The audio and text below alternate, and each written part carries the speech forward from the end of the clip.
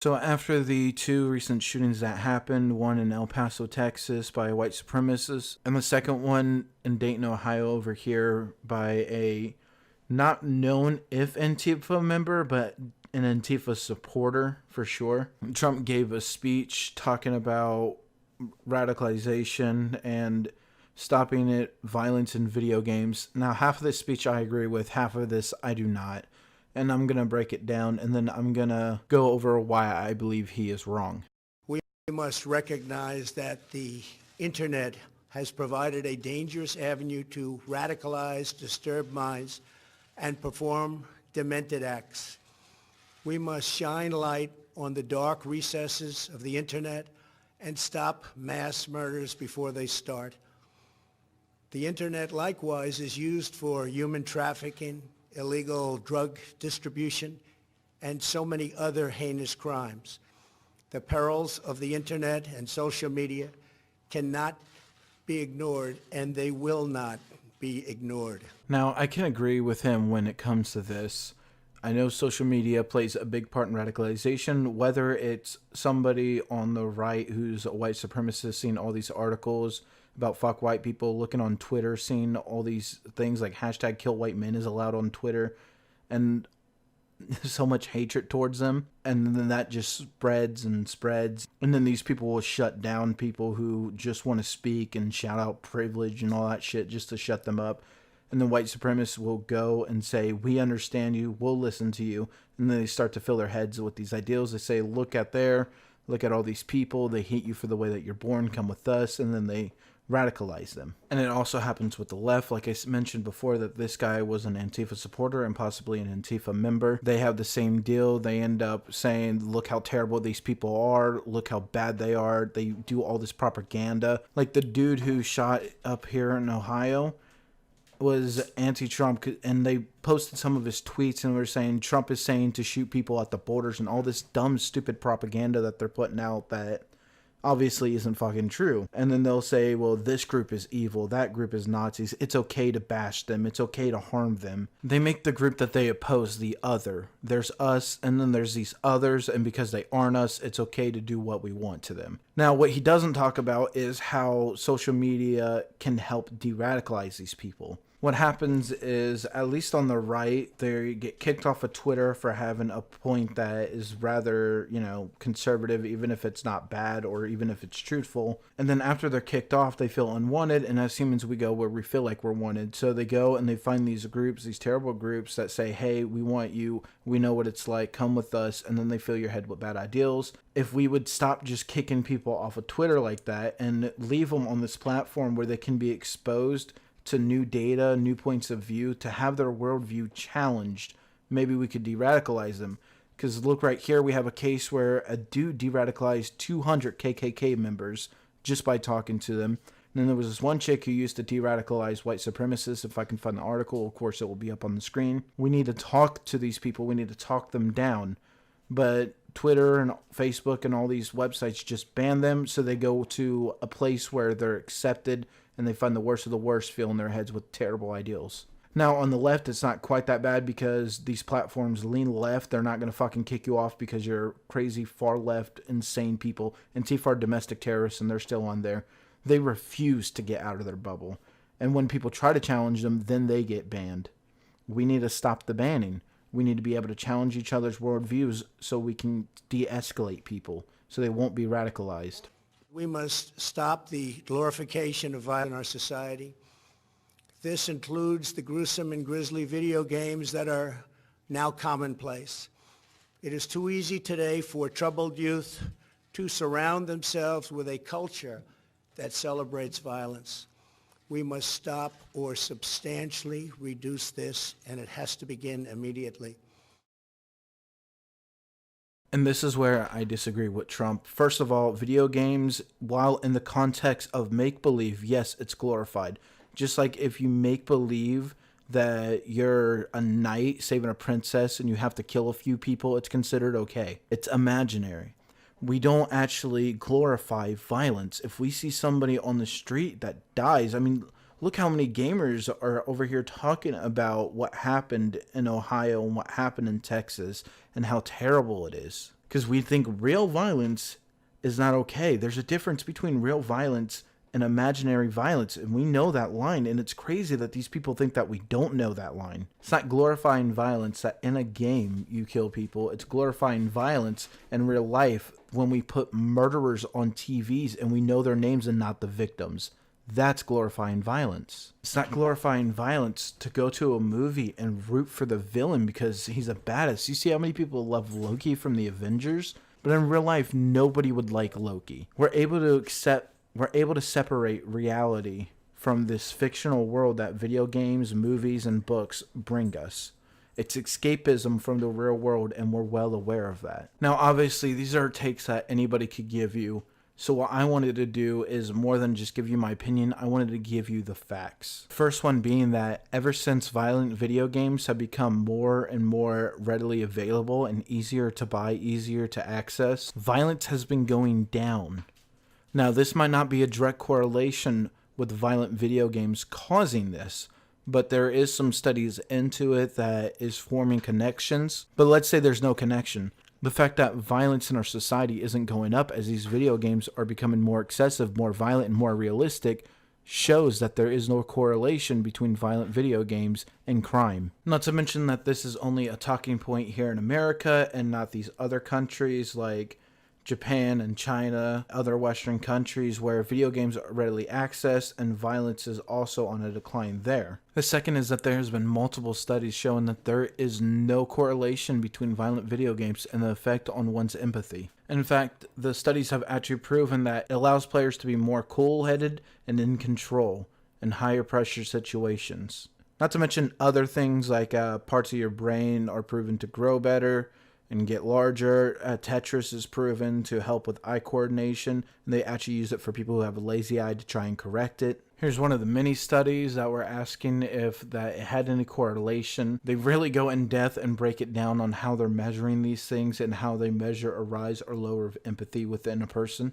And at the end, the results showed that there was no significance. It means that there was no change in these people's empathy because of violent video games. And I would implore everybody, whether you're pro video games and you want to be able to have a leg to stand on when you argue with somebody who is anti-video games, whether you're anti-video games and you think that there is a correlation, read these studies, be open-minded, and whether you're Trump himself, read these studies, find out the truth, because wasting people's time and money on problems that aren't going to solve anything is just asinine. Now, I'm not strictly anti-Trump. Obviously, I don't have Trump derangement syndrome.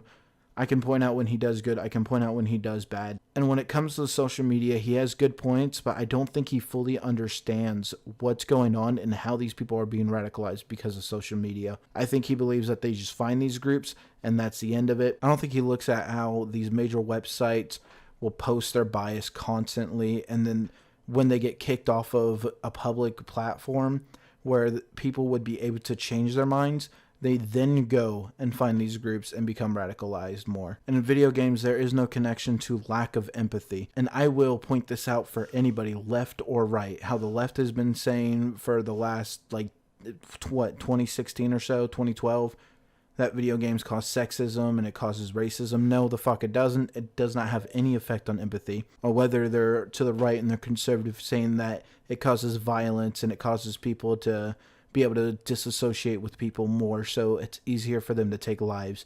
I will call that bullshit out on both sides. We saw with the New Zealand shooter, people saying that because he said Fortnite taught him to kill, it means Fortnite can teach people to kill. Fortnite will teach you jack shit about railguns. It won't teach you about recoil. It won't teach you about the weight. It won't teach you about how to use the down sight properly. It won't teach you about the proper ammunition you're going to need. It won't teach you anything. But they still rolled with it. We're seeing reports that it can actually help improve empathy, which people have been testing with video games for a while. If you looked at Undertale and you looked at the way people played it, the way that they reacted, the one that they would choose to go through first, same with Dishonored, and the Telltale games, they actually use that to measure empathy as well, based on decisions that you would make. I don't remember what game it was, but I talked about in one of my videos how there was a game that they actually used that was measuring empathy, and I thought that was a great idea. I thought it was really cool that they did it. It's gotten to the point that scientists are actually saying to give your kids video games because it can help to teach them empathy. Now, obviously, they don't want you to jump to M-rated games because there are other problems outside of empathy that can be caused psychologically to a child who would witness that kind of stuff and doesn't understand reality from fantasy quite yet. So to the people that think video games have real world implications that are negative, bring us data that shows what you believe, because the videos that I see, at least coming from the left, is all about how, well, you can do this and you can do that, and that's just some stupid bullshit. Bring me actual studies that are saying that video games are negatively affecting these people before you try to push any policy left or right. I want to see the data that actually shows that there's a correlation, because what I see is video games have become more realistic, more well-known, more liked, more played, more available, cheaper, and I see crime going down. And then I see people trying to blame video games for shootings of people that were fucked up or who had an agenda and went out to set it, but they happened to play video games. Like these two people, the white nationalists from Texas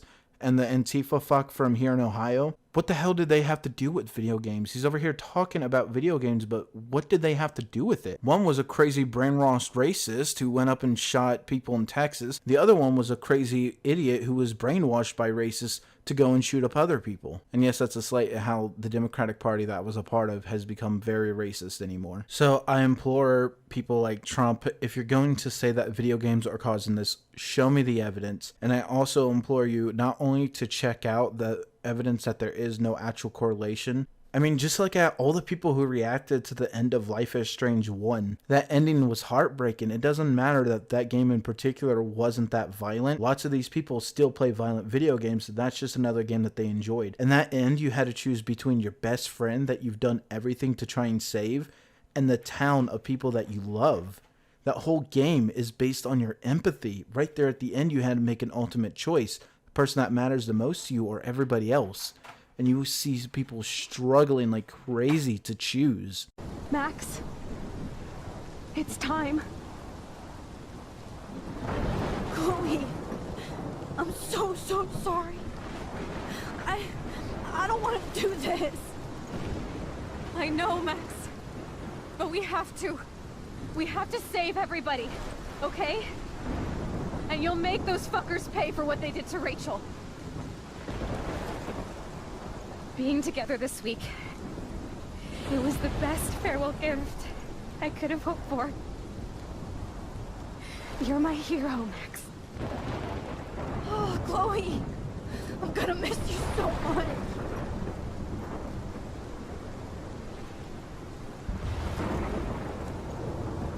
I don't know who the fuck I am or who you're messing around with. Where'd you get that? What are you doing? Come on, put that thing down! Don't ever tell me what to do. I'm so sick of people trying to control me! You are going to get in hella more trouble for this than drugs.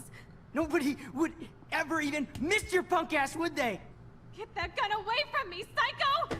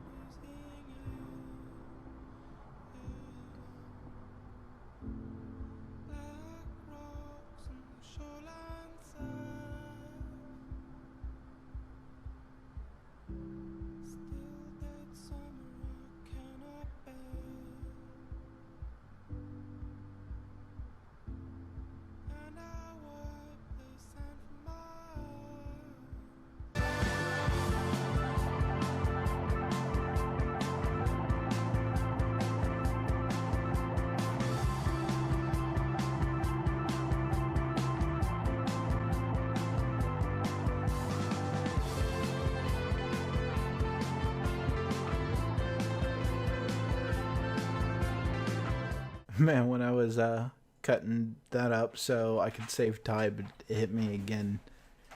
Great games. If you would pick up video games yourself, or if you would watch people who play video game, you would see your proof that it is not affecting their empathy in a negative way. But look into these social media matters further, because it's not as simple as they went somewhere and they were radicalized, or they found people that agree with them and they became more and more radicalized. It's a lot more complicated. It's things that they see, and then when they post their opinion, they get banned, and now people who could confront that opinion, that could challenge their worldview, give them new factual info, can no longer reach them.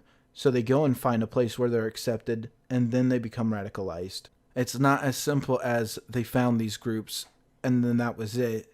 It's that we push them to these groups, and now we can't change them. We have no way of tracking them. We know nothing about what's going on with them. We need to have them in the public space so we can challenge their bad ideals, because that's how you do it. The only way to challenge bad ideals is with good ideals, not with violence like the crazy fucking Antifa people want. That's only going to push people further.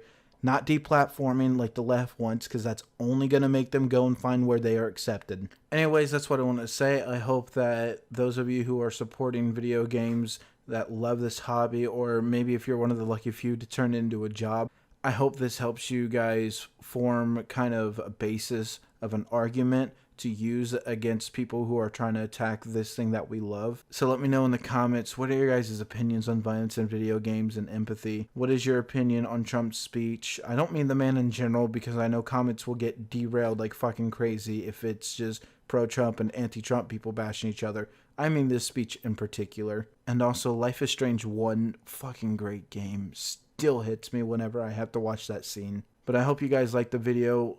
I know I normally tell you guys to share the video. I do appreciate if you guys will like and share and comment and all that. But if you're not going to share the video, at least take home those ideals. The ideals that we need to be more compassionate and confront these people with bad ideals, rather than just banning them and having them run to these little places where their hate fester, and they find other people whose hate had been festering, and then they go to these extremes. At least take home that ideal, that we have to be more compassionate, and we have to actually sit down and talk with these people to change their worldviews, or else nothing will ever change. If you guys are routine, if you like the video, leave a like, share, and if you enjoy the content, subscribe to the channel and come on back for more.